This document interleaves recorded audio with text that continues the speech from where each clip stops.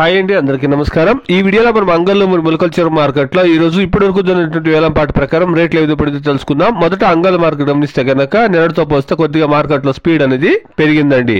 ఇక ఈ రోజు రేట్ల విషయానికి వస్తే గనక 25 నుండి 26 కిలోల బాక్స్ 300 రూపాయల నుండి ప్రారంభమై క్వాలిటీని బట్టి 500, 600, 720 రూపాయల వరకు టాప్ రేట్లు అనేది పడిందండి.